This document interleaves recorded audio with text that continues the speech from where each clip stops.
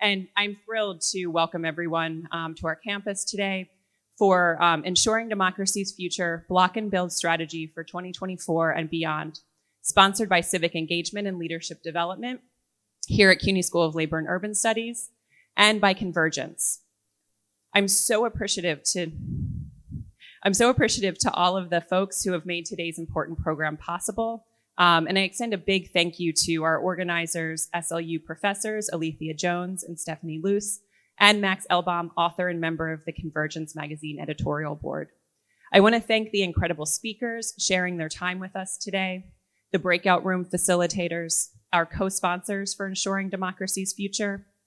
I also want to acknowledge Michael Alon and Nadia Rahman from the public engagement team, who have worked tirelessly behind the scenes on the event logistics, as well as the many teams at SLU supporting the event, including public engagement, communications, IT, and operations.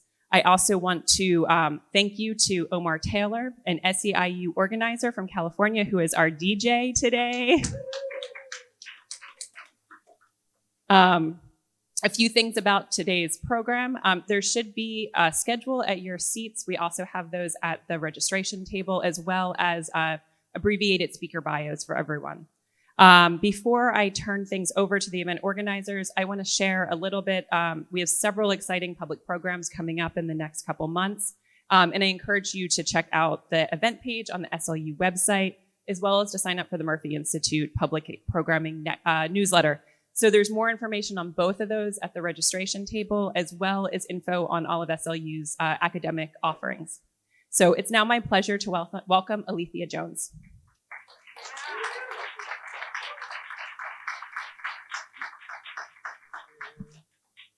Good morning, good morning, good morning, comrades, friends, and allies, or of some of us will say, meow.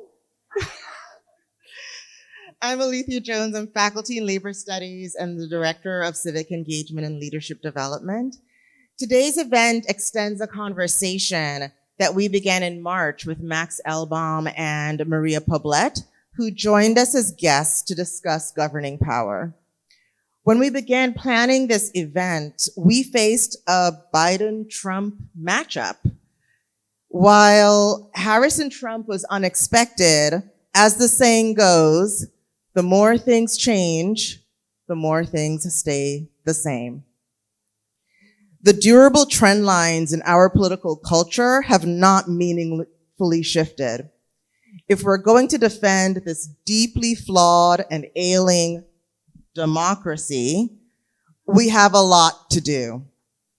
But it is our contention that we cannot accomplish that by only serving as boots on the ground in rigged electoral systems.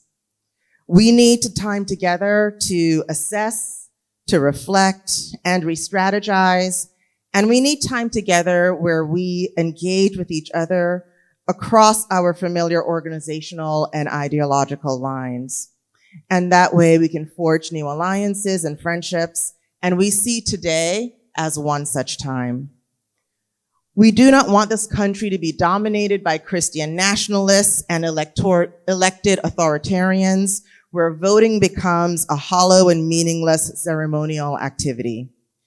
So today, this is a space where we share lessons, insights, surprises, and disappointments from our efforts to create a robust and vibrant system that honors all of our dreams for justice, freedom, and peace. To that end, in addition to thanking our incredible team here at SLU and at Convergence, we also want to thank our fabulous co-sponsors. They both publicized this event to their memberships, and they provided the wonderful facilitators for our breakout groups today. We thank 1199 SEIU, United Healthcare Workers East, COV, Organizing Asian Communities, Democratic Socialists of America, New York City, Grassroots Power Project, Historians for Peace and Democracy, Jews for Racial and Economic Justice, Liberation Road, Movement Law Lab, New York Caring Majority, Seed the Vote, State Power Caucus, and Showing Up for Racial Justice, Surge New York City. Can we give them all a round of applause, please?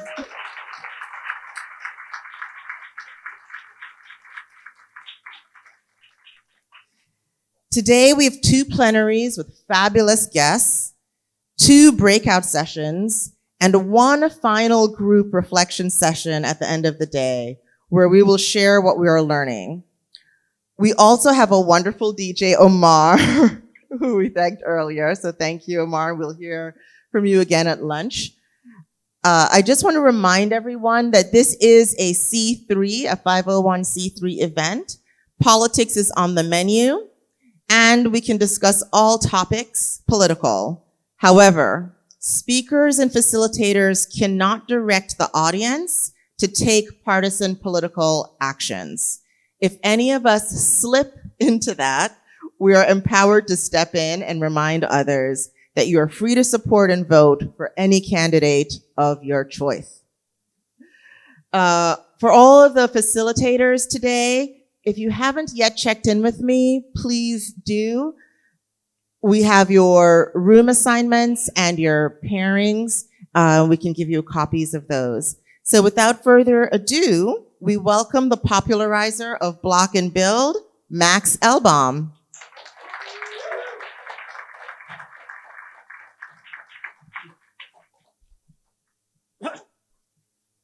Thank you. Thanks all for being here. We're gathered together at a fraught moment. We are right now living through the most intense phase of a 60-year backlash against the gains of the 1960s, the Black-led civil rights movement in particular. This backlash began within hours of the passage of the Voting Rights Act in 1965 and has passed through many stages since then. Nixon's Southern strategy, the election of Ronald Reagan, and the onset of what we now call neoliberalism, the Tea Party response to the first Black president, and now the Make America Great Again bloc, MAGA. That bloc is the most extreme yet, and it's aiming for authoritarian rule and imposing a white Christian nationalist agenda on the country. This drive, this backlash is driven by some of the most powerful forces in American life. A wing of the ruling class anchored in the fossil fuel industry and right-wing billionaires like Elon Musk and Peter Thiel, and all those layers of society that are invested in racial and gender hierarchies. And they've incorporated an explicitly fascist current into their drive for authoritarian rule. They are doing this, and they are as extreme as they are because they are afraid. They realize that their program is not popular. They look at the country and they see demographic change, the rising proportion of people of color in the United States, and they see a new generation that's not prepared to live under the conditions they've inherited from previous generations and are not prepared to live in a world that's burning up because of climate change. So they're afraid that even with the limited democracy we have in the United States today, that if they allow that democracy to continue, not only will there be more gains for racial justice, gender justice, but there will be a challenge to the economic foundations and even to U.S. global hegemony and empire. That's their fear, that's their nightmare. The challenge to us is to make their nightmare come true. And this is where Block and Build comes in. Block and Build is a strategic framework drawn from seeing the motion that is already happening in society and trying to give focus to the tasks that face those of us who are for social justice and a transformative political agenda. There's 2 components. The block side. That means blocking the drive for authoritarian rule. Of course, that takes place at the ballot box, but it doesn't only take place at the ballot box. It takes place in the public square. It takes place in every fight over in school boards in local areas around the country. It takes place in the defense of voting rights. It takes place in the defense of union rights. That's the block side. Then there's the build side. The block side involves people of all different ideological persuasions who are prepared to defend the limited democracy that we still have in this country.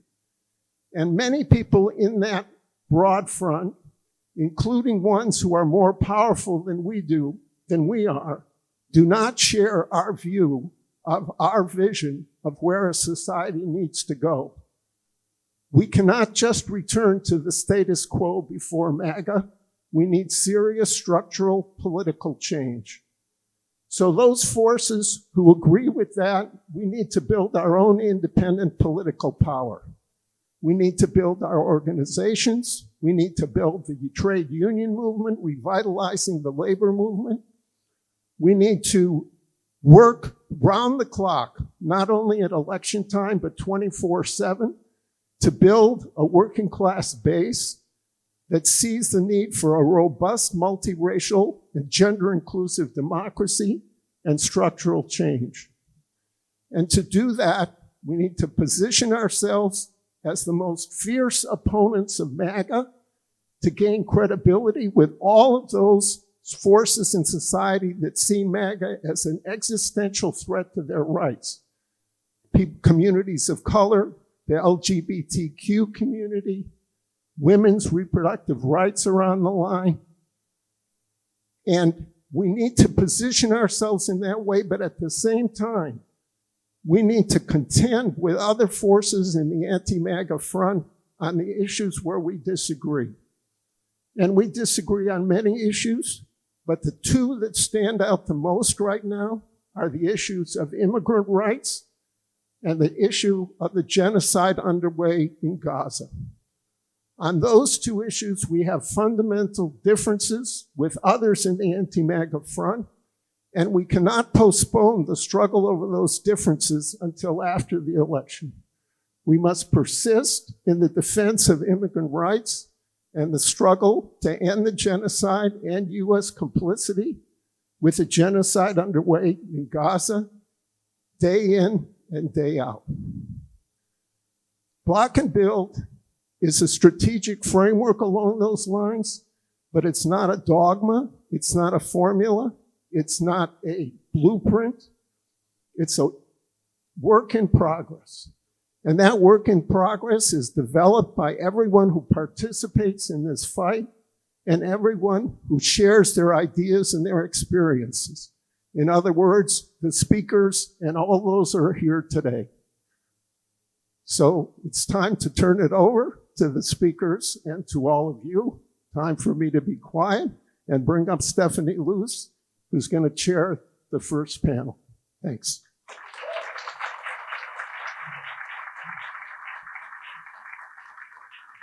All right, welcome everyone. So I'd like to welcome our panelists up to the podium or this table or whatever it's called.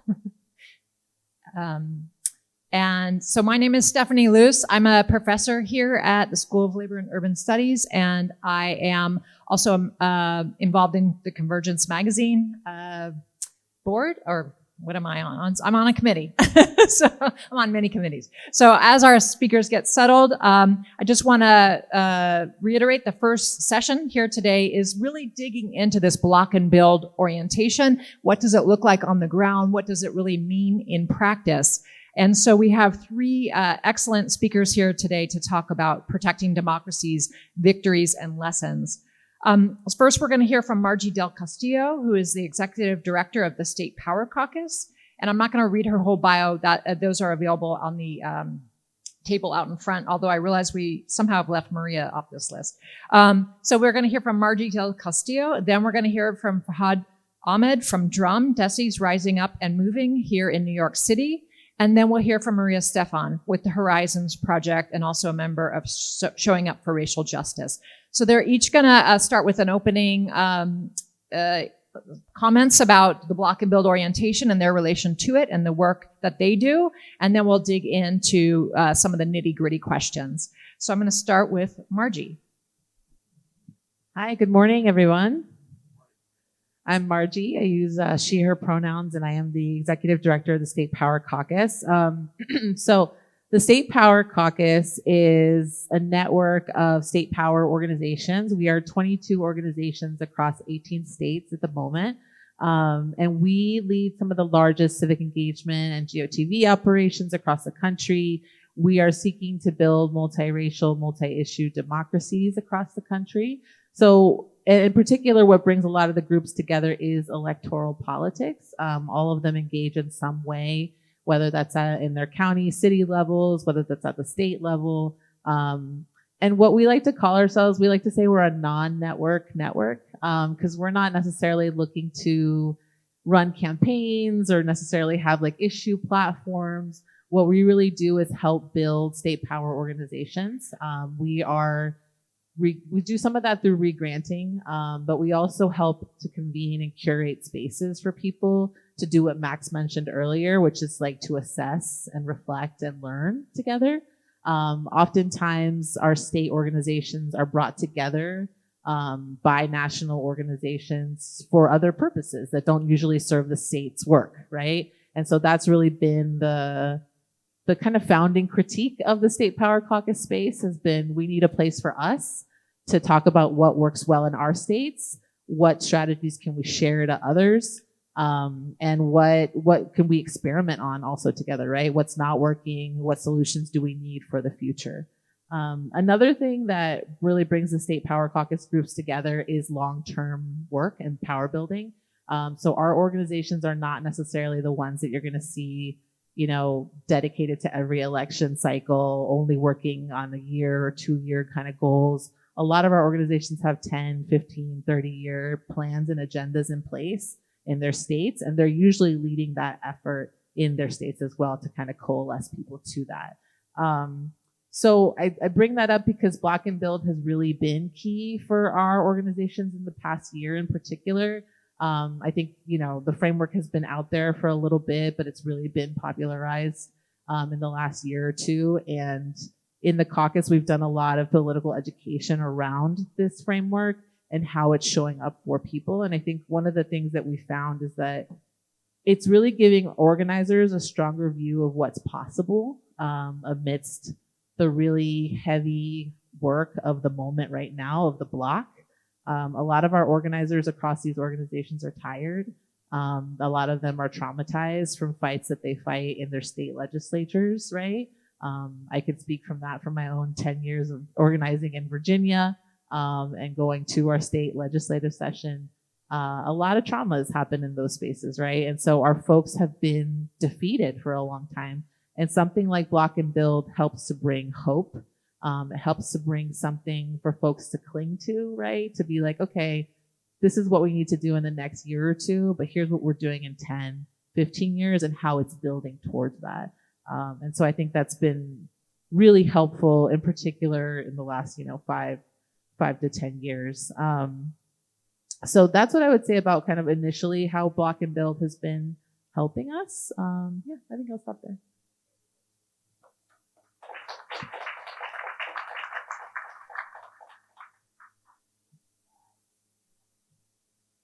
Testing, yes. Good morning, everyone. Good to see you all. I'm Maria Steppen. I'm the co-lead and chief organizer with the Horizons Project, and I'm also a volunteer with Surge NYC. And first, special thanks to the CUNY School of Labor Urban Studies and Convergence for convening this very timely conversation today.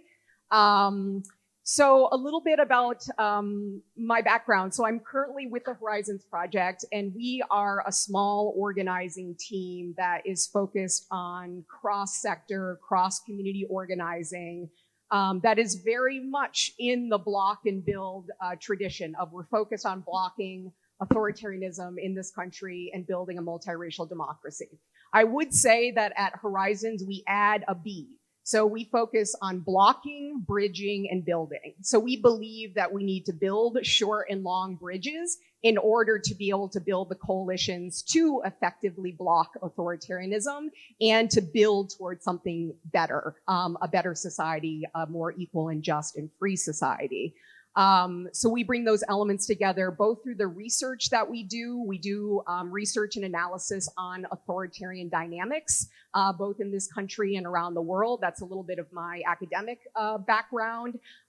We also support, so part of that research is looking at the roles played by different institutional pillars. So religious organizations, businesses, unions, professional associations, veterans groups, and we're looking at the roles played by those pillars in both upholding authoritarianism and in pushing back against authoritarianism in the US and around the world. So that's one of our research efforts. We also support training because we firmly believe that one of the best investments that can be made in organizing is supporting training and capacity building.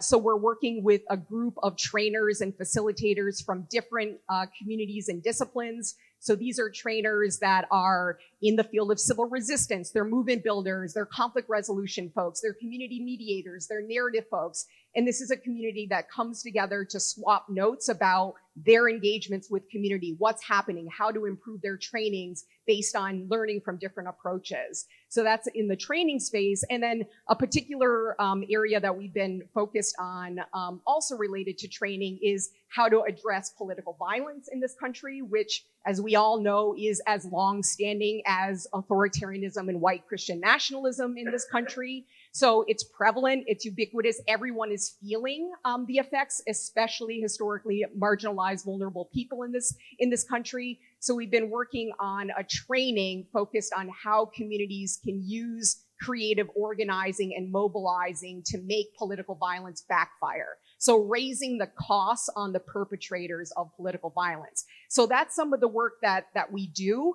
My background, though, although I started out in being involved in restorative justice issues in my home state of Vermont, most of my work has focused internationally. So I've spent the past 25-ish years or so working with and writing about movements, nonviolent resistance movements for rights, freedoms, democracy around the world. And this has involved working with activists from Ukraine, from Uganda, from Nicaragua, from Palestine.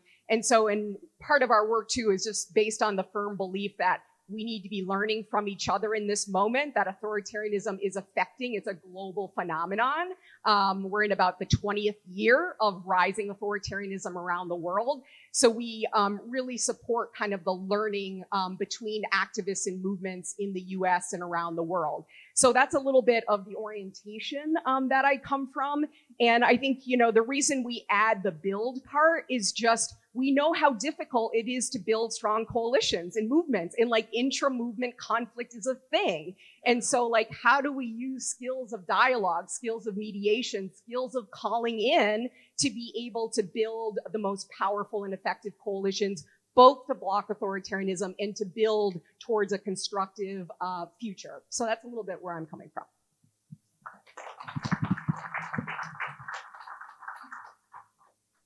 Morning. My name is Fahad, and I am the director of DRUM. We organize working class South Asian and Indo-Caribbean immigrants across New York City, 6 chapters across the city, and issues of immigrant rights, police accountability, worker rights, educational justice, and global justice. And as an organization of those people, like majority of our base are Muslim folks who currently are highly impacted and thinking about genocide that's happening, are also people that are coming from third world countries that are facing the brunt of, have faced the brunt of imperialism for decades, of colonialism and imperialism, from wars to foreign interference. And so part of the reason I share that is that our base actually comes from a position where it is, if we think about it on a global scale, the ability to see the difference between the centrists and the proto-fascists becomes much harder, because the imperial policies on that point, the difference is comparatively less so. And at the same time, we recognize that we're currently inside the belly of the beast, inside the heart of the empire. And here, domestically, the difference is more pronounced, although even there, decreasing day by day. And so for us in our mass work, that is the dynamics that we're trying to navigate with our base, but also because of the experiences of our base to the larger movement ecosystem within the progressive and the left. And I think what I want to talk a little bit about is sort of like the work what that looks like, or like sort of like the interventions that need to be made. I think part of our challenge is, as movements, when, actually one point is, feel fully aligned with Block and Build, but part of the challenge is that I think we've kind of been hearing some version of the Block part for 20 years and not really doing the Build part, right? And so a strong interest in how do we actually cohere forces to rigorously carry out the Build part. And because we've not done the Build part, what we have is a lack of power as a left. And when we lack power and don't have the power that we can actually exert, we have replaced that with moralism. And that moralism has taken two forms. One is the purist form, or ultra-purism, which I think the people in this conversation will be much more easily able to identify, which is like, oh, they're both the same, screw electoral politics, like just sort of like, we demand everything now, all in one step. It has where we may be aligned on the vision of where we need to go, but it doesn't actually meet the current realities of where we are. But we also have on the opposite end, a ultra-pragmatism, which is only focused on where we're at right now, but actually gives up any hopes or working towards a vision. And so we currently keep finding ourselves in the same place over and over again. We keep extracting concessions from this existing system, from the existing forces, without building the power to actually be more transformative within the system. And these dynamics create contradictions within our movements that prevent us from being able to move forward. Because the reality is that the purists and their shortcomings feed the pragmatism. Because the pragmatists are like, if that's what it means to be purist, I don't want to be that, to be completely disconnected. And the purists see the pragmatism and see it not going anywhere. I'm like, well, that's not where I want to be. Let me just sort of like hold on to what's pure. And part of our challenge in this moment is to actually provide a synthesis around how do we meet the current material realities of where we are, our own assessment of our power, our own assessment of the forces, but then also work rigorously and in disciplined ways to build our power that can be transformative and contributive towards the larger vision.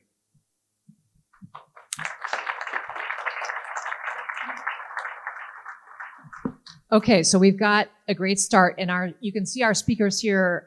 We chose them in part because they're talking from the very local to the very international, and we're going to engage at different levels. So I want to go to Margie now, and talking about back at the state level and the work that you've done.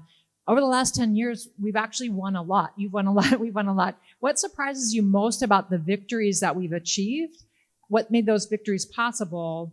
And what might you want to see accomplished in the next 10 years? What keeps you up at night? Thank you. Is this? Yeah, we're good. Okay. Yeah, we've won a lot. It turns out our issues are really popular, actually, and we have most of the people across the country. It's really just a matter of drowning out the noise that is in opposition, right? That chooses to like push us down and not organize our people effectively. And so we've won a lot when we've hunkered down in our localities and in our states, which is a lot of what the state power caucus groups have done. And so along the way, too, in those last 10 years, we've lost a lot, right? We've had families deported. We've had more people lost to state violence. We've had unprecedented levels of anti-LGBTQ and trans hate. So much hurt and trauma over these last 10 years. And at the same time, our folks have pushed and won. And I think most recently, you've seen a lot of wins on abortion and reproductive rights in particular. And that's not a coincidence. I speak about that because I worked in reproductive justice for 10 years. And so I was organizing on abortion in local Latinx communities where we talked about, you know, what that meant for our families, how we want to talk to other people about it. And what we realized was like, it's actually a very popular issue. We've always had over 70% of the country in support of abortion access for anyone. And so being able to organize on that issue and then seeing the groundswell of support that's come up recently, it shows you where people are at. And I think that's why the victories have come up in the way they have, even though there's still so many attacks against it at the state level that our folks are fighting. And so I think a lot of that has happened because we've organized locally. We've stayed in touch with our people.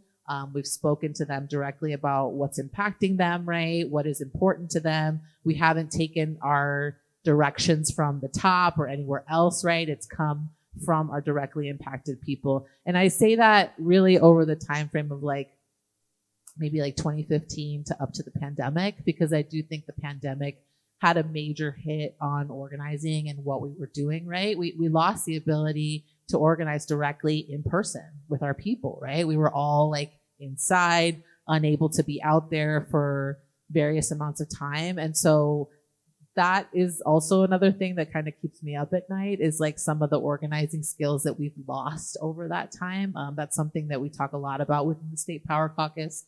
We have our work group called Base Building, and a lot of folks talk about, like, especially organizers coming on now, not having a lot of the skills that veteran organizers have because we were forced to stay away from our folks, right? Because of the pandemic.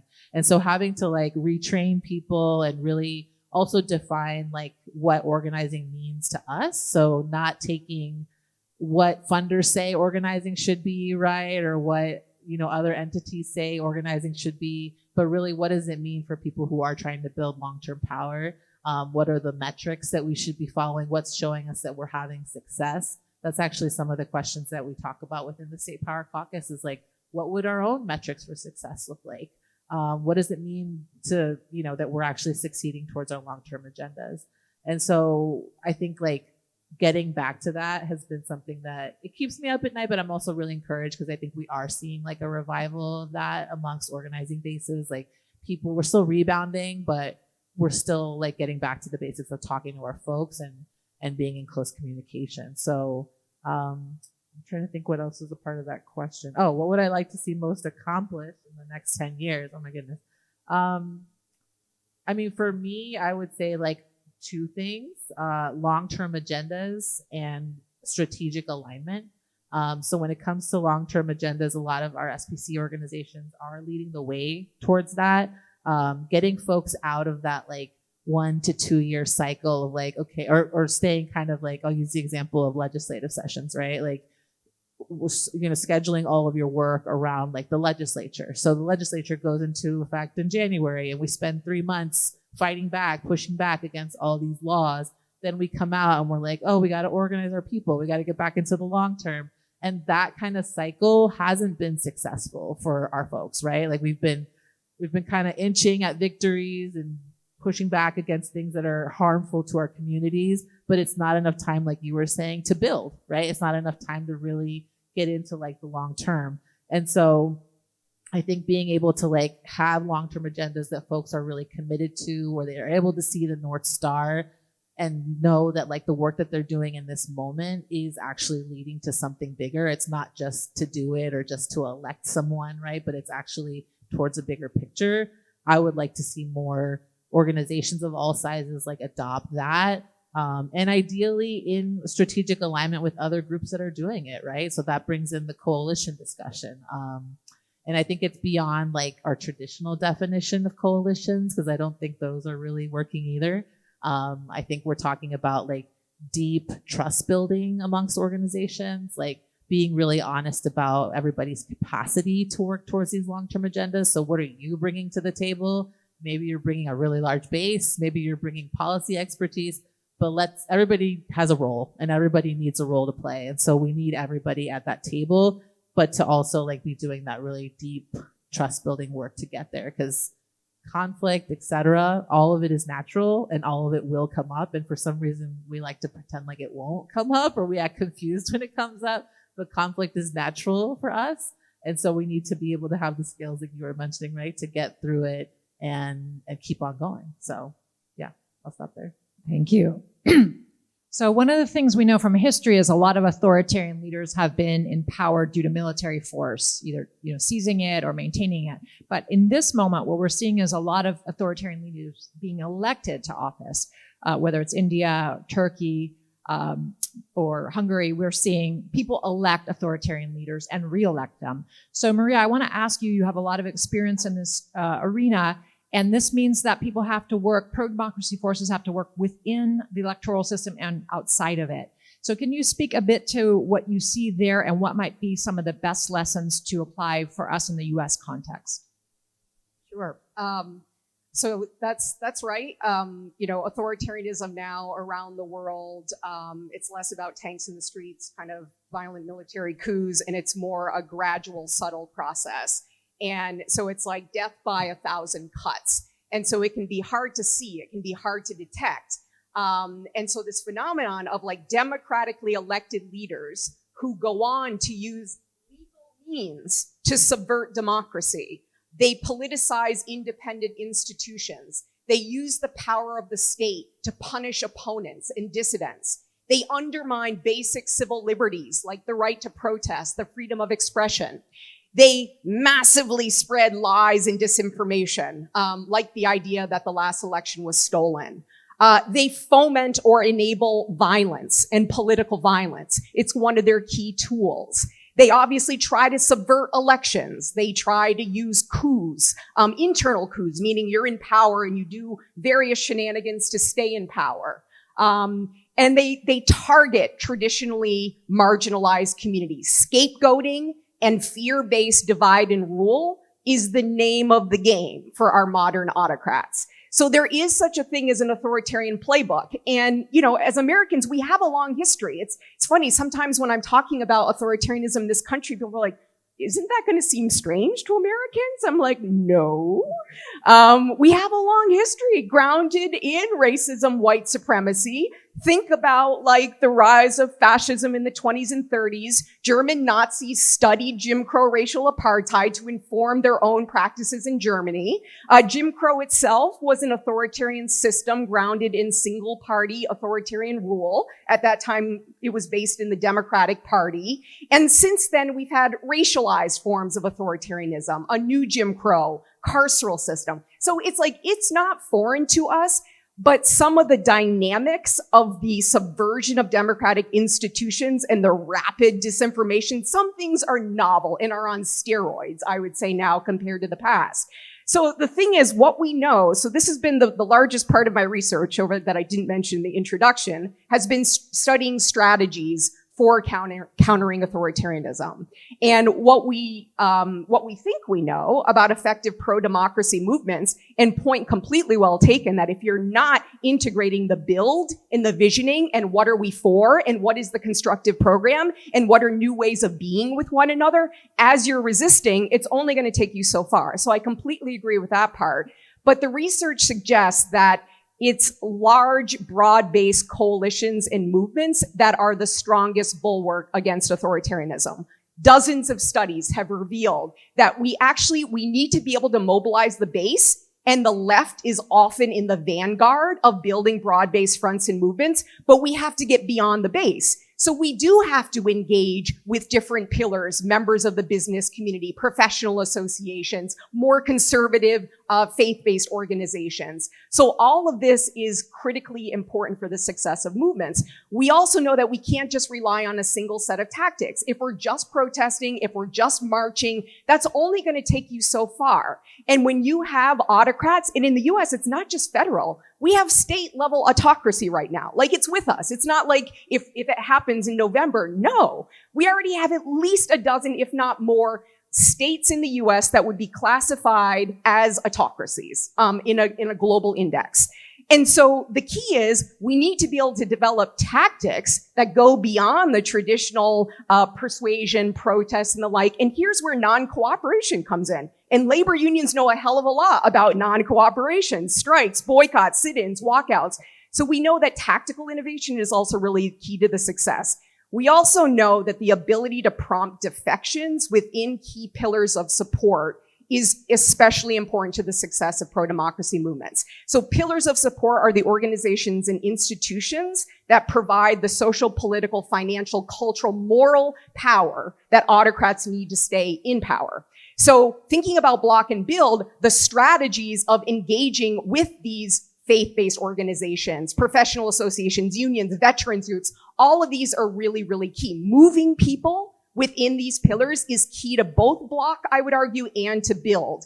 And so, recently we've seen successful pushbacks of far-right autocrats in places like Poland and in places like France and in places like Brazil. So we have like 3 recent case studies where the key to success in all 3 of these was the broad-based front, electorally. So people knew they needed to contest Le Pen's national, the far-right national rally, I believe is the word in English, challenging Bolsonaro in Brazil, and challenging the Law and Justice Party in Poland. And so in France, for example, what's interesting is it started as a coalition between leftist parties. The left united in an unprecedented way, which led the way to a conservative party joining the coalition, and that became the coalition that defeated Le Pen's party in the election. It was unprecedented. It started on the left, and it grew outwards.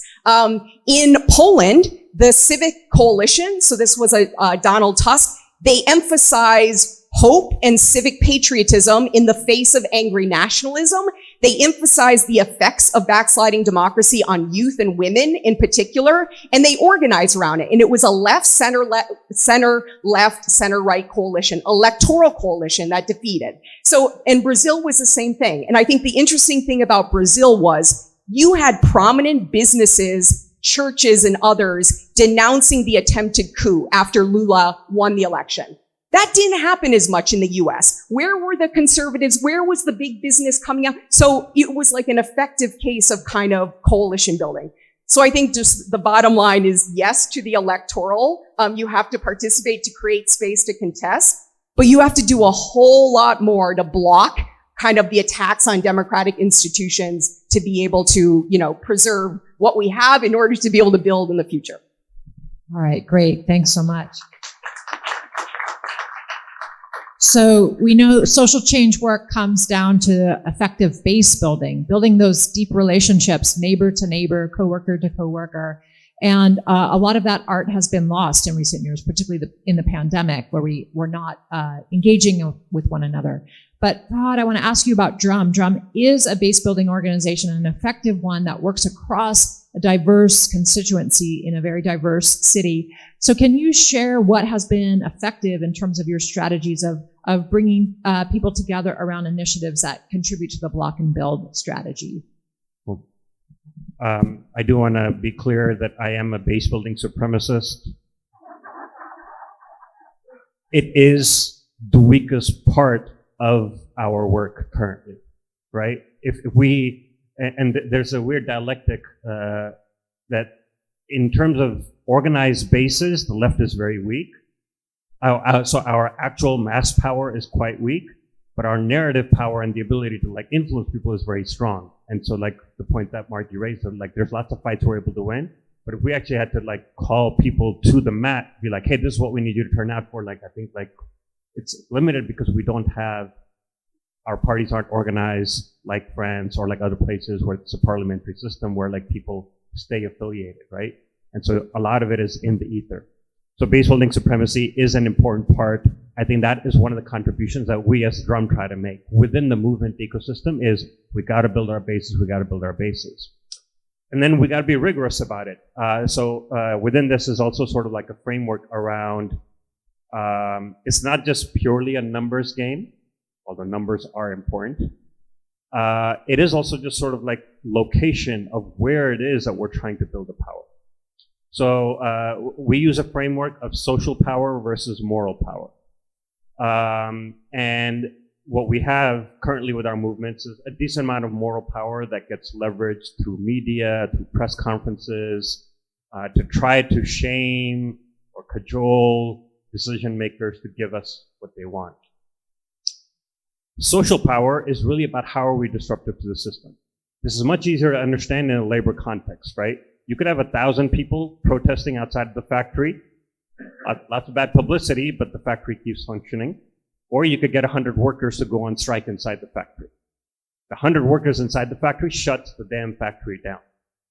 And so how do we start thinking about where we're building power in strategic ways? So for us, as an organization of immigrant people, a decent number of whom are undocumented, we've really started to think about like geographic base, like electoral districts for the local and at the state level. That we have concentrations and densities in particular neighborhoods. That's the places that we're like trying to build power. And that's really a shift that we made about 4 or 5 years ago. And we immediately, along with building a C4 organization, immediately started to see a level of responsiveness from elected officials to be like, hey, I want to talk to you versus where do I avoid us first. But also like be clear that we're not just going to get pulled into that. How do we actually build power on the neighborhood level, have people in conversations and struggle with each other? Within that, I think I do want to talk about like a few parts of like what the work looks like.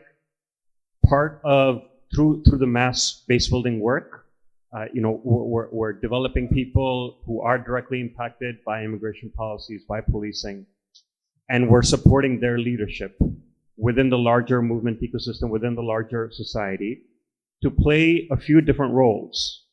One, as I mentioned, given that we have a tendency of hyper-pragmatism, when do we need to pull our movement to the left?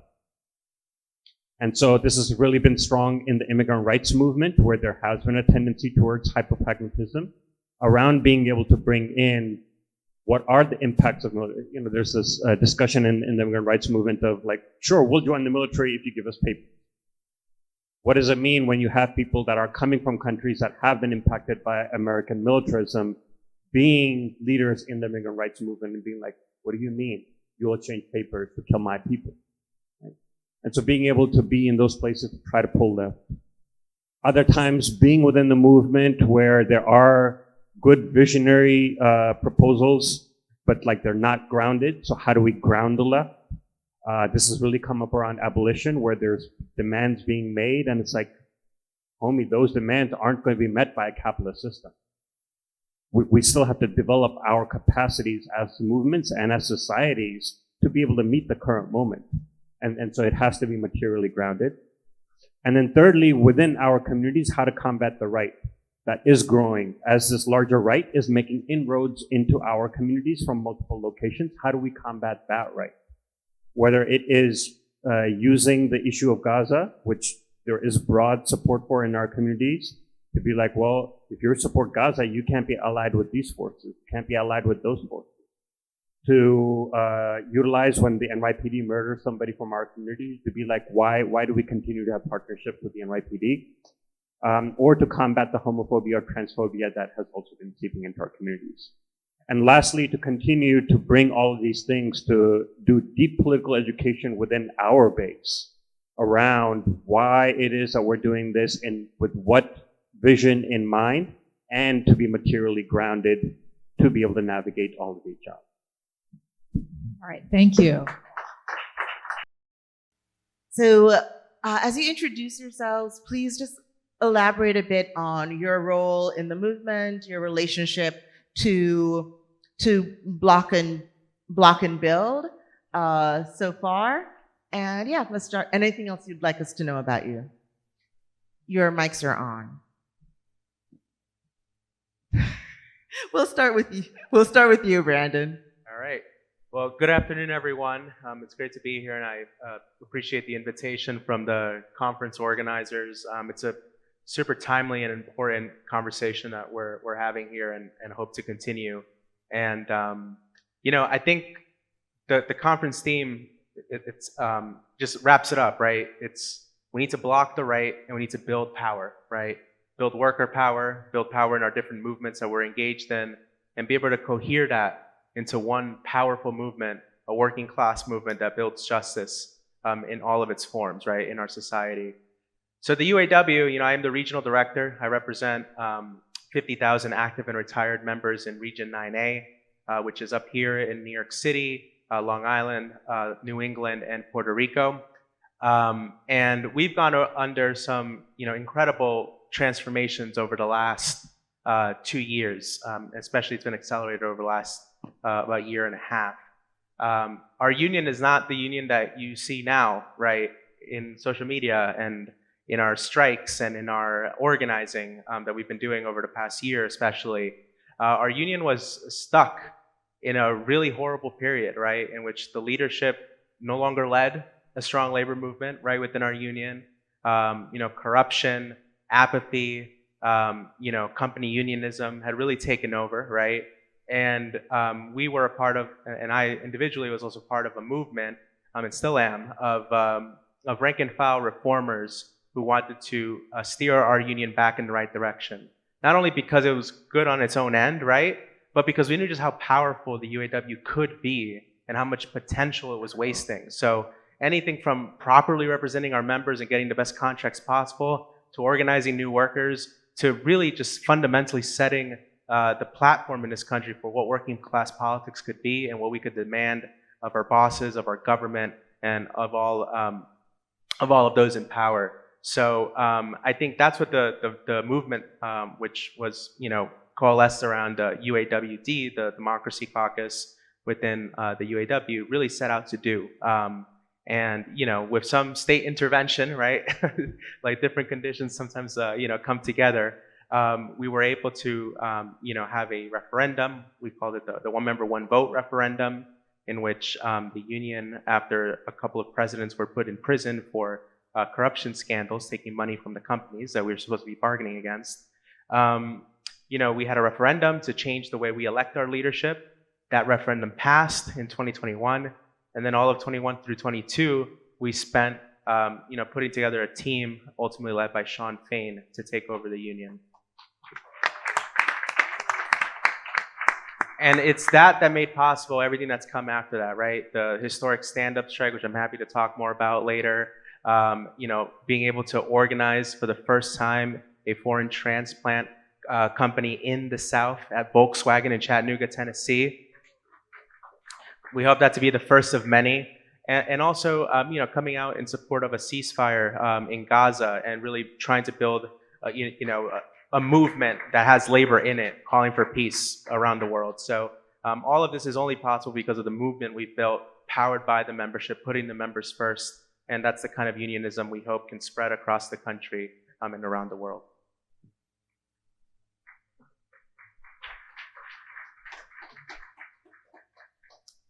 Good afternoon, everyone. I'm Jasmine Gripper. I am the co-director of the New York State Working Families Party. And I'm extremely honored to be here because I am a CUNY alumni, a graduate of Hunter College, where I originally went to school to study education. I wanted to be a teacher. I went to public school here in New York, and I wanted to go back to the communities I came from, and I wanted to continue to teach. But in that journey, I got frustrated by the way our schools were run, the way education was being managed in the city. I felt like I was protecting my kids from the administration. And I just got so frustrated that I left the classroom altogether. And I said, I'm done with teaching. I need to do something else. It happened to be 2012. Obama was running for re-election. There was a big effort to recruit people from New York City to go to battleground states and work. And I had never done any campaign before. And in that moment, my grandmother lived in Cleveland, Ohio. And so I moved to Cleveland, Ohio to go work for the Obama re-election campaign in a battleground state where it was so formative for me to learn about organizing, where everyone from National descended on Ohio on a regular basis because it was such an important district. And it's really where I learned how to organize. I learned about movement building. And when I came back to New York, I was like, I need to do more of this. I need to do more organizing. I need to do more community building and power building. I spent the last 10 years at the Alliance for Quality Education, organizing parents to protect our public schools. So it was a combination of my love for education and this new passion for organizing. And then in November, Ana Maria Archila and myself took on the helm of the Working Families Party, where this is 25 years legacy of building power in New York State for working families, and with a clear eye of political power. And the party was formed as an alliance with unions, one of our founding members, and community groups. And we knew together we could shape the politics of New York City and New York State. And just to remind folks, when the Working Families Party first started, we had a Republican mayor, and we had a Republican governor, and Republicans controlled the New York State Senate. Since then, we have a mayor who's like, Democrat in name only, who we are, working for 2025 to see what will happen there.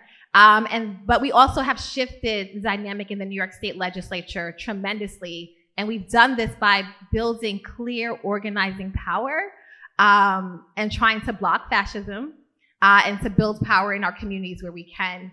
And WFP is so bought into block and build. We have literally, myself and Ana Maria have gone across the state and done block and build trainings with all of our affiliates and with all of our chapter members because we knew this moment is so important. We are endorsing over 100 elected officials, and we need to make sure that our members understand the importance of this moment. It's not just the champions who are on the far left, it's how are we blocking fascism too, and our responsibility and our role in that part too. So it's been an amazing journey, and we're happy to be here and excited to continue to build power for working families.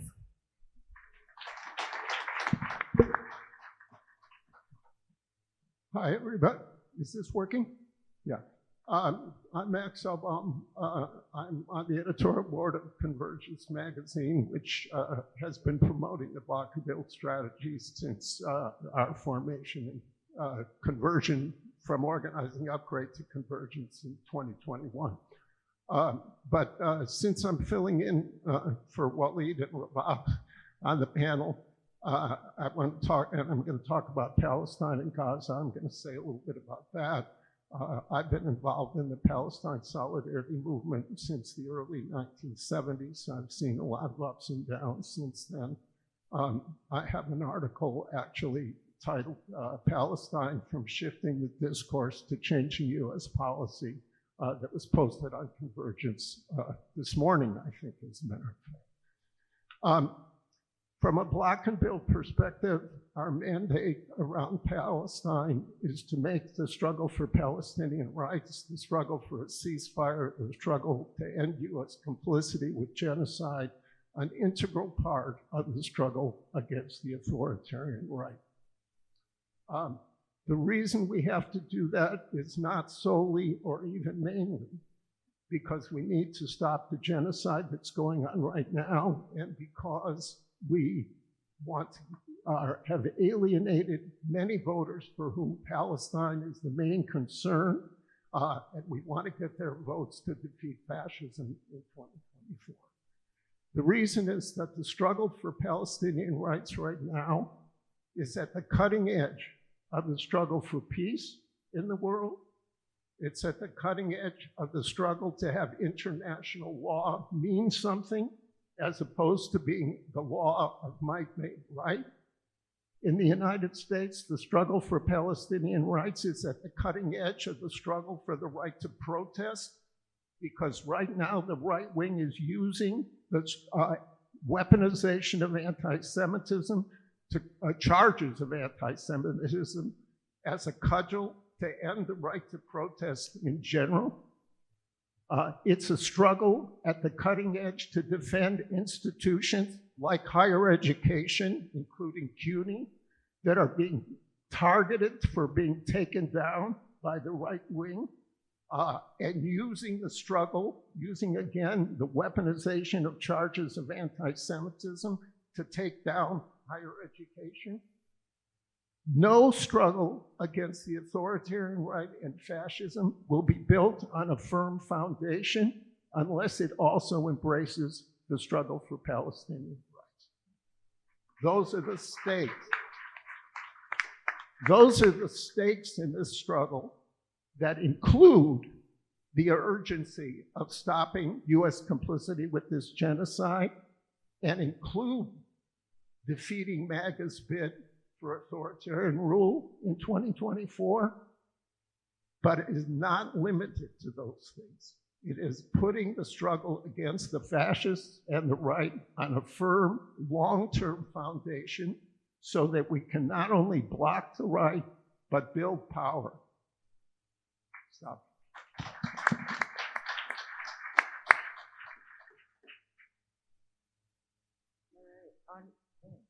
Onward to round two.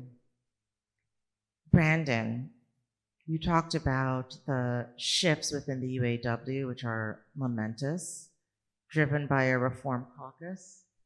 And we all know that transformations are difficult. Can you say more about how the UAW is building?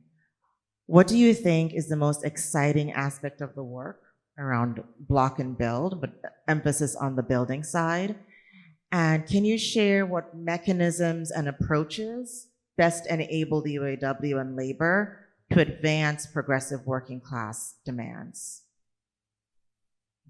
Gotcha. So it's the focus of a future book, I guess, right? In one question.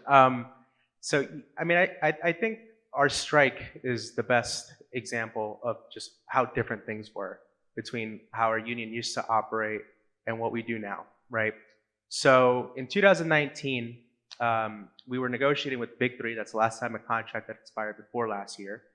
And we struck General Motors. At the time, Gary Jones was the president of the union, right? He was the one who ultimately ended up in prison, or one of the presidents that ended up in prison for corruption. So you can't say that the UAW didn't used to strike, right? That's not what the change was, right? We would strike the companies every once in a while, right? But what was that strike like? There was blackout bargaining, so meaning the members did not know what the demands were. They did not know what was going on at the bargaining table. So therefore, when the strike got called because the contract expired at midnight and workers were out on the picket line, they had no idea what they were fighting for. They had no idea why they had to risk their livelihoods, their bodies, their families, their homes, the cost of living was high, right? To be out on a picket line, right?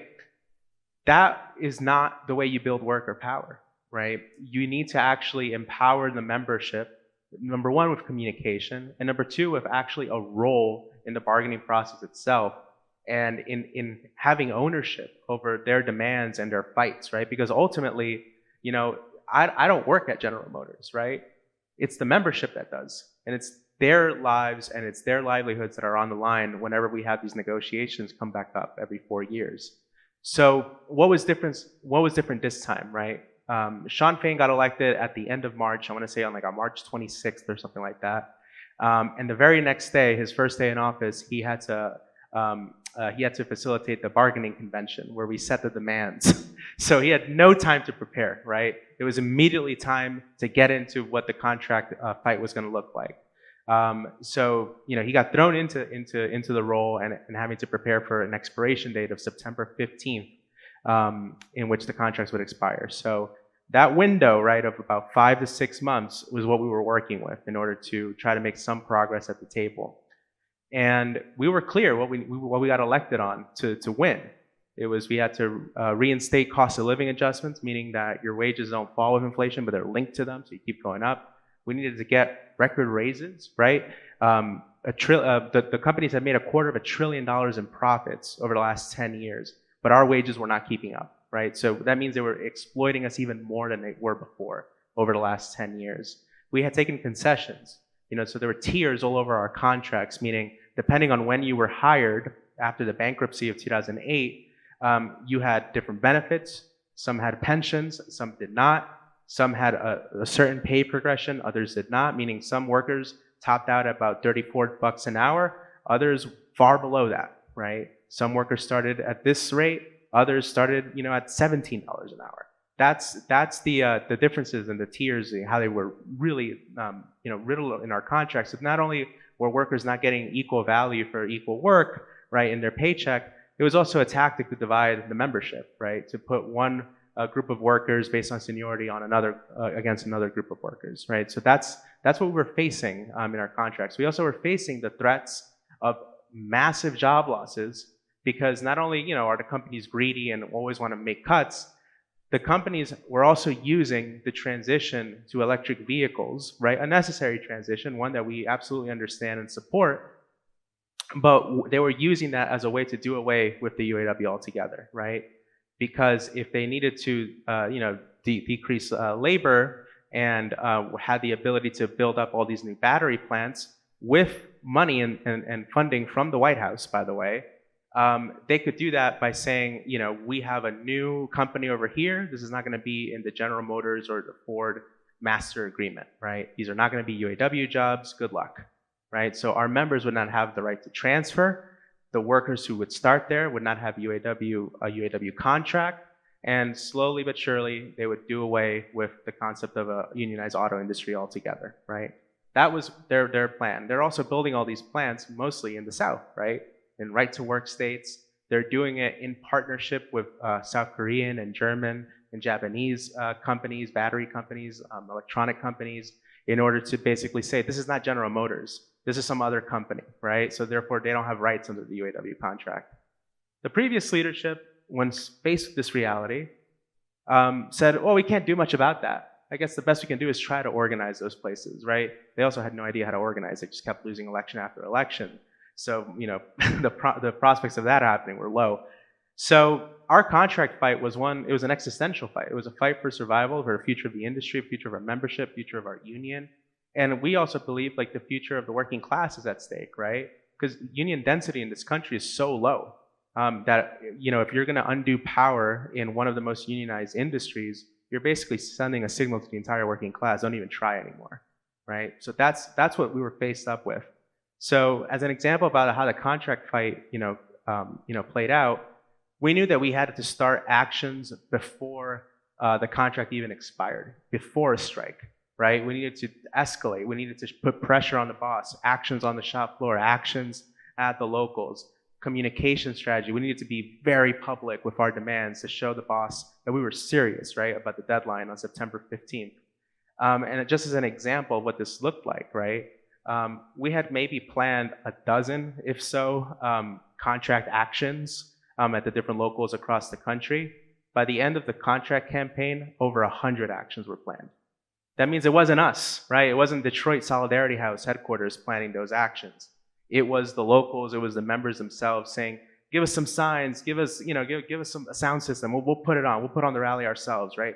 That is how hungry the membership was for a fight, right? To show these companies that the last 20 years, 30 years, this was a new period we're entering in, right? And we're gonna have a new union and a new fight. So that is why we won what we won. It wasn't because, we had even a different president or we had, a different, legal team helping us at the table. No, all those things are important, sure. But it was because you trusted the membership to take over the fight and actually empower them to own the fight and win, right? So we haven't reversed everything in this new contract, right? We haven't won every single thing that we wanted. We still have a long way to go in terms of retirement security and across the country, restoring the pension as actual retirement security, not a 401k. But this contract was a result of that fight, and it would not have been possible without a new approach to doing things. So we got 25% raises over life of the agreement. We ended wage tiers, which means that between last year and the end of this contract on May Day 2028, there are workers who are going to go from making $17 an hour to nearly $40 an hour. That's life-changing stuff right there, right? So, you keep going on. And in terms of the EV transition, we now have language that workers at Ultium Battery Cells and GM and at all three of these companies, they will be in the master agreement. They will be UAW members.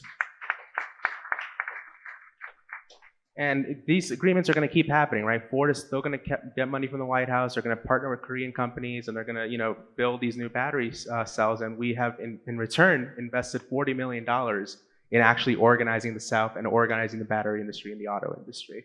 So that's what we're working on. And again, this takes a combination of two things, right? A deep, real leadership transition, but also a movement amongst the membership that it actually demands better. So the rest is still to be told. We're still working hard, but I think we're charting a new direction for our union, and we're really proud of that.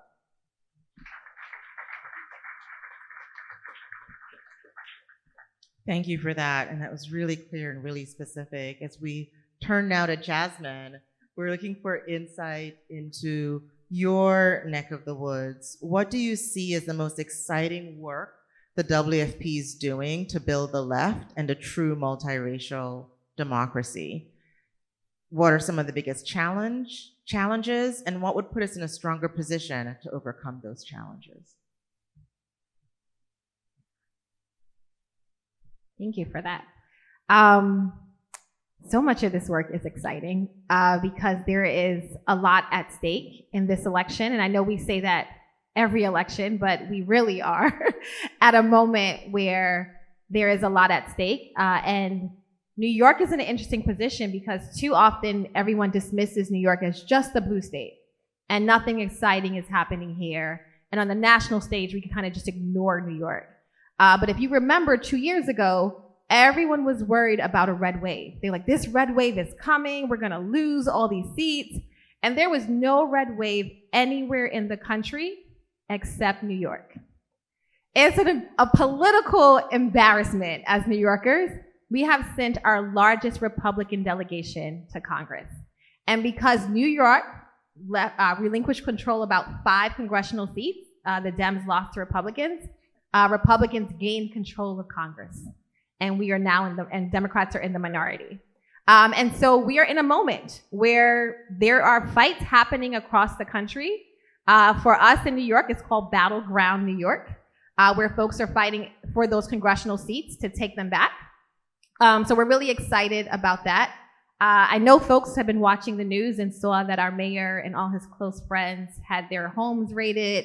And there's a mayoral election in 2025. And so we're excited about the prospects of mayoral races, not just in New York City, but across the state. Albany will have a new mayor. Buffalo will likely have a new mayor. Syracuse will likely have a new mayor. And so there are a lot of good fights. I think the other part, though, is that the challenge that we're facing is that many New Yorkers are struggling. The cost of living keeps going up. Housing is extremely unaffordable. It's not just a New York City problem. For years, it was like a downstate issue that New York City and Westchester and Long Island were dealing with. And if you really went upstate, you can find cheap and affordable housing. Not so. Like Syracuse, the rents have quadrupled. Buffalo and Rochester, the cost of homes have gone up exponentially. New Yorkers all across the state are struggling with the price of homes, whether they're trying to pay rent or if they're trying to become a homeowner. Everything feels out of reach. Wages feel a bit stagnant and are not keeping up. And transportation is falling apart. We know our subway system is a century old, like hundreds of years old. And upstate, we still have transportation deserts. And that means life on a day-to-day is just hard for New Yorkers. And we're hearing from people that getting to their doctor's appointments is hard because they don't have access to the transportation that they need.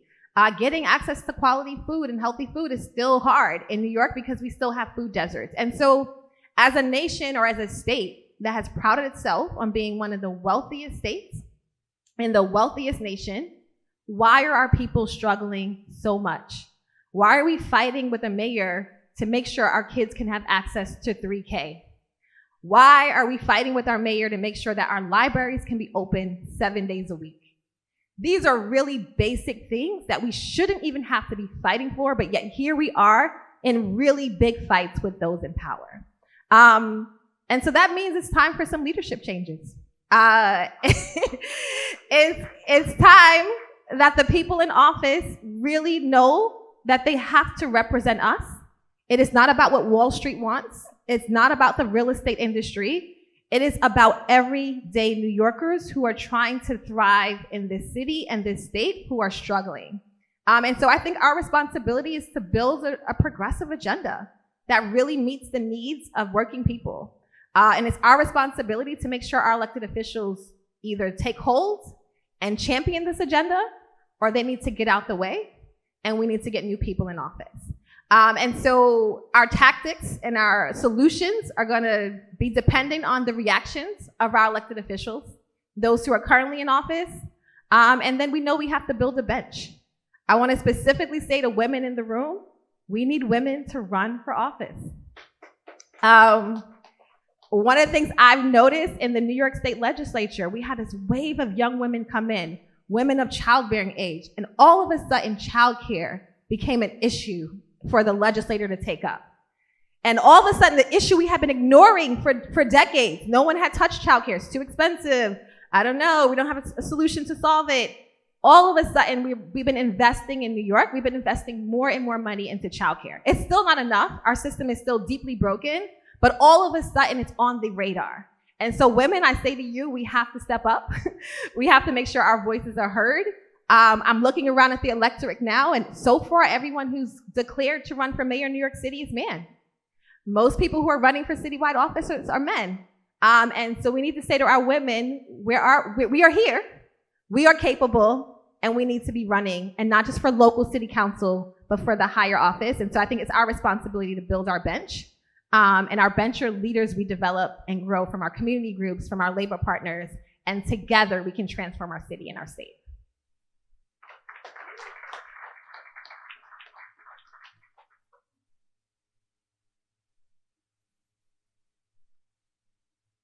Max, the events of October 7th, 2023 ended decades of the world's inattentiveness to Palestine. Uncommitted brought the Palestinian ceasefire decisively into the electoral arena. And since then, there have been unexpected wins and losses, and the movement has shifted to #NotOneMoreBomb. As a staunch ally, talk to us about solidarity. What is essential to build strong alliances, and what do you see as promising avenues forward, especially as we're operating under conditions of crisis?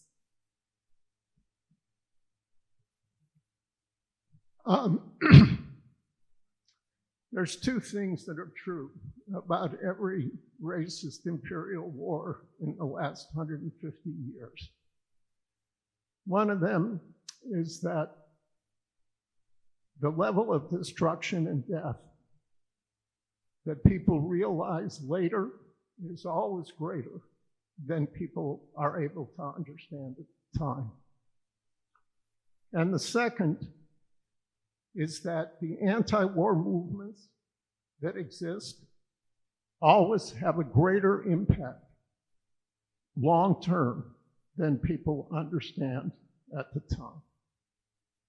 So on the first, horrific as the death and destruction in Gaza is already, with 40,000 dead, 35 to 50% of the buildings reduced to rubble, starvation, famine, disease. We need to prepare ourselves that when the fighting is over down the road, we're going to realize it was even worse than we're thinking now. The second thing is that we are all, I'm sure, frustrated, angry, disappointed, in pain that our efforts have not yet resulted in ending U.S. complicity with this war. But we do have to appreciate the gains that we've already made. The movement of the last year around this genocidal war is unprecedented in the United States history. Palestine has been the third rail of U.S. politics since World War II. It's not only been pushed, the Israeli narrative that Israel is a light among nations, the only democracy in the Middle East, etc. That's not only promoted by the Zionist establishment and the Christian Zionist movement, it's deeply embedded in the US foreign policy establishment, the military-industrial complex, and the police and prison complex, to which Israel is a great trainer and funder. So we are up against a very tough issue here.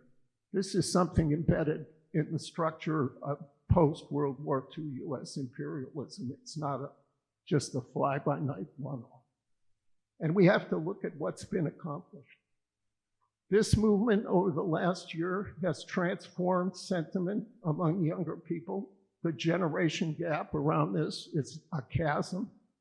It has transformed the role of the trade union movement and put not just Palestine, but internationalism in general back on the agenda of the labor movement. As a veteran of the anti-Vietnam War movement, it took 6 and 7 years for many unions to come out against the war in Vietnam. And the AFL-CIO never came out against the war in Vietnam. And in less than a year on this issue, we not only have the AFL-CIO coming out for a ceasefire, but we have 7 unions, including the UAW, writing a letter to Biden that arms to Israel have to be embargoed and cut off until there's a ceasefire. This is unprecedented. We have 80-some% of Democratic voters. This movement has transformed the sentiment in the base of the Democratic Party. 80% of Democrats support a permanent, lasting ceasefire and de-escalation, and over 50%, 60% of Democrats think Israel is committing genocide in Gaza. This movement has dealt a death blow to PEP, Progressive Accept Palestine, which has been the dominant sentiment in the progressive movement in the United States for the last 40 or 50 years. In 1982, at the huge march against for a nuclear freeze that brought 1 million people or more, it took place a few days after the Sabra and Shatila massacre, where Phalangist troops under the protection of the Israeli military massacred Palestinians. At that time, there was a protest of over 1 million people in Israel, although several people on the committee for that demonstration, including Leslie Kagan, who's sitting right here, fought to have a mention of the Sabra Shatila massacre on the program. That was voted down, and the words Middle East or Palestine or Israel were not allowed to be mentioned in 1982 at a demonstration in Central Park that brought 1 million people out supposedly for peace and a nuclear freeze. That's what Progressive Accept Palestine was all about, and that is dead in the progressive movement now. These are huge achievements. We've shifted the discourse. The difficulty is how to move from a shift in the discourse, which is going to have many reverberations over the next years, into actually changing US politics. And that involves what the question focused on, bringing it into the political arena. That's what the uncommitted movement, and not only the uncommitted movement, the congressional representatives who are for a ceasefire, the squad, the role of Rashida Tlaib, Ilhan Omar, AOC, Summer Lee, and many others, many WFP endorsed people like Greg Cesar, Delia Ramirez. These folks are bringing pro-Palestine politics right into the halls of Congress. And it's no accident. The pro-Zionist establishment, of course, they're trying to suppress the pro-Palestine movement on every front through all kinds of repression and so on. But their biggest investment is in the electoral sphere. They spent $100 million this year trying to defeat pro-Palestine candidates, which shows that they understand that their biggest vulnerability is that Israel will no longer be a bipartisan issue, that they will lose the Democratic Party to being a pro-Palestine or at least not blank check for Israel force. That's their priority, and we are fighting on that ground. And although we were not successful in protecting Jamal Bowman and Cori Bush, we were successful in protecting Summer Lee, AOC, Rashida Tlaib. They didn't even run a candidate against her, Ilhan Omar. So bringing this into the electoral arena and fighting on that terrain, this is going to be trench warfare. And it's going to be in this election cycle. It's going to be in the primaries in 2026. It's going to be in the general election. This is going to be trench warfare. But what we have going for us is that 80% of Democratic voters who now think that there needed to have been a ceasefire, and that ground has shifted. We have an opportunity here. That's where we can ally as alliance building with all those who are for the kinds of things that were just laid out about the union movement and WFP and the day-to-day gut kitchen table issues that we're fighting over are integrally connected with an internationalist perspective on politics in this country.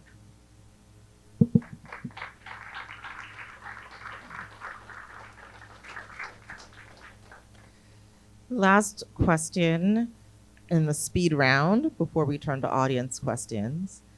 It's around coalition, and I'd like to quote from Bernice Johnson Reagan, who recently became an ancestor. And she makes the very good point, except of course I've turned off my phone, that coalitions are the hardest work that we can ever do, that you enter coalitions because your life depends on it, because you're often working with people that you would not choose to work with on a normal day. And also, coalitions are not home. Don't look for comfort.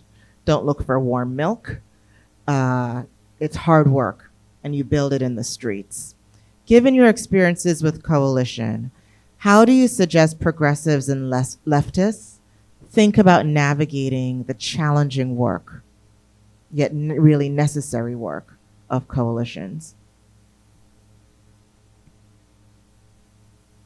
Yeah, I think for union organizers, union leaders, whether in top leadership positions or amongst the rank and file, the question of coalition building is inherent, right, to the way we organize, because you never start off in a union drive, whether it's to form a new union or to fight a strong contract campaign with folks that agree with each other, right?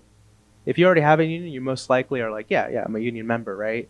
But union members are working people, and working people have a wide variety of backgrounds, opinions, ideas, political affiliations, and that leads to a lot of just very diverse and sometimes chaotic discussion, right, about what our priorities are, what we should be fighting for. So we unite around common causes, right? And that's super important to build confidence and political power towards a progressive agenda that not everyone is at immediately, right? Sometimes people will support, something that Bernie Sanders says, right? And then they'll support something that you're just like, that's something Bernie Sanders would never say. And that's just the fact of life, of organizing on the ground with everyday working people, right? So that's the first thing that we do when we approach this work, is that you have to start with all of that mess, all of those preconceptions to do the work, right? Because at the end of the day, you're not going to win a strike, you're not going to win a contract campaign, you're not going to win a union election because everybody signed up to vote for the same candidate or to push for some political idea. You're going to win because of what the task is ahead, right? So that's the basic building block. But if you do that successfully, right, and it's a challenge, and by no means do I say that UAW has figured that out, right?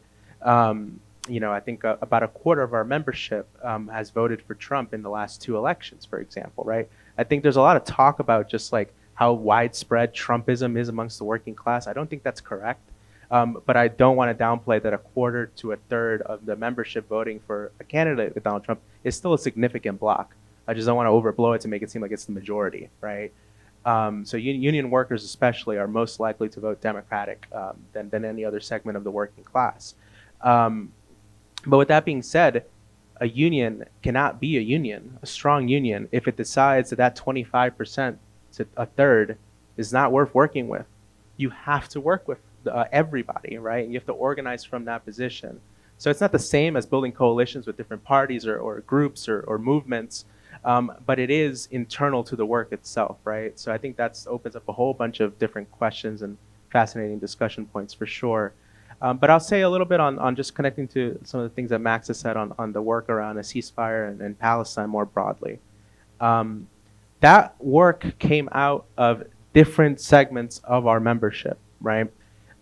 Region 6 on the West Coast, Region 9A on the East Coast, definitely led the charge, right, in terms of trying to get our international executive board, our UAW leadership, people like myself, people like Sean Fain, to come out and have the union as a whole move forward, right? And it did that through organizing, on the streets and, carrying wheels at rallies and protests that were not official, like, labor protests for a ceasefire. But it also meant going through our political councils and our local unions and trying to push as far as possible to get that to the attention of Detroit, right? So that's awesome, right? But at the same time, we have many members who are Arab American, Palestinian American in places like Dearborn, right, in Michigan. And for them, even if they're not necessarily doing all of this work with a UAW wheel or a UAW polo on, right, this is still extremely close, right? And it's personal, right? It's their families, right? They may have family in Gaza and in the West Bank and in Israel, right? This is extremely close, right? So there is, if any union, I think, was going to try to take up leadership at this moment on this issue, I think it actually was the UAW, and it speaks a lot to our previous leadership that tried to suppress this as much as possible. But with that being said, I think it would be, I think it would be an exaggeration to say that every single UAW member, right, is informed and ready to go to bat for Palestine, right? There's a lot of political education that has to get done. So the challenge going forward is to connect, academic workers, legal services workers, auto workers across the country together to move our union forward on this question. And we do have models, right? We have, we were a leader in the anti-apartheid South African movement, right? Our solidarity efforts within labor. One of Nelson Mandela's first trips to the United States was actually to a UAW local and to visit Detroit, right? So there is a deep internationalist history in our union. Again, that's why I think we were primed to take this step and to have the courage to do so. But there's still a lot of work to do. But just to cap this all off, I think, to me, the most inspiring labor action that's taken place when it comes to Palestine has been the strike for unfair labor practices at the University of California. I think that's where you see labor power, right? Because the issue was our members have the right to protest and have a right to free speech on their campuses, at their workplaces, and that was repressed, and that's what was not protected, and that's what was violated. So we are willing to go on strike for those issues, right? And it's directly connected to the Palestinian solidarity efforts, right? So I think as the labor movement gets bolder and more creative on these kinds of questions and internationalist questions, I would love to see more of that work, which inherently requires, again, I don't think every single University of California member agrees on this issue, but you had to organize around it and get a super majority of your workers, of your members, to be on board, right, to make it successful.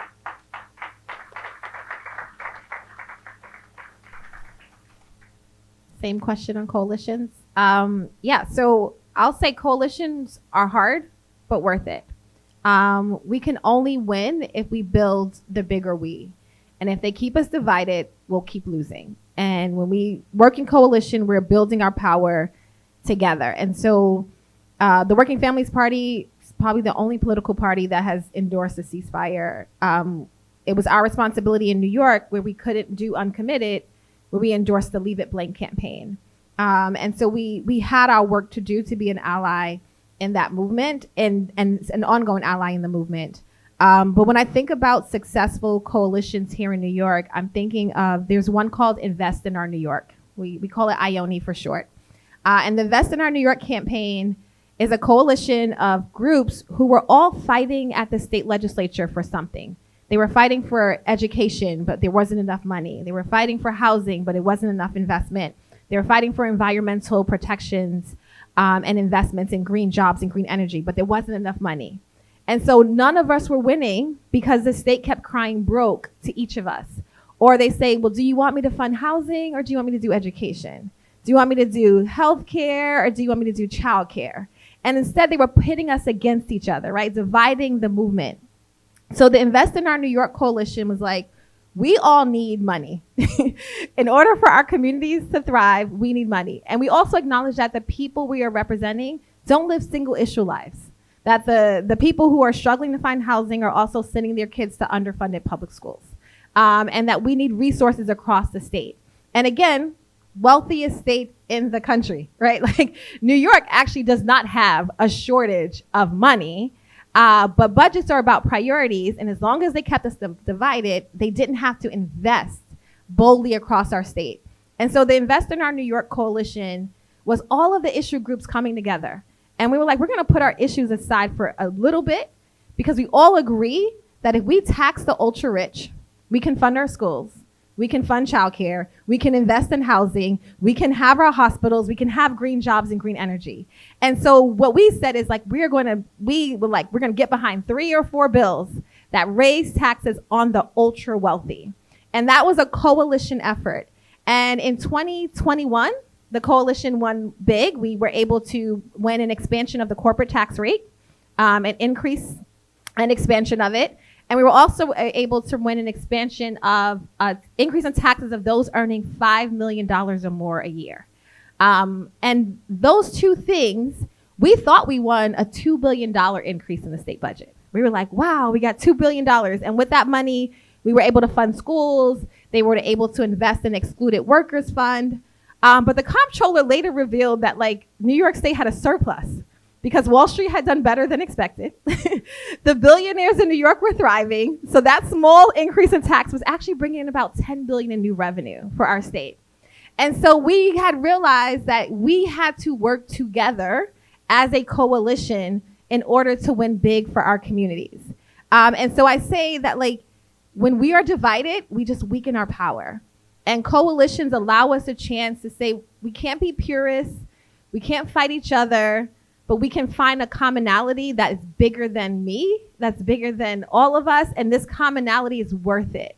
And so I think that was just a good example of like the commonality of like, we need to tax these rich people because they got us fighting each other for scraps. And that's not where, and we can't accept the scarcity mindset.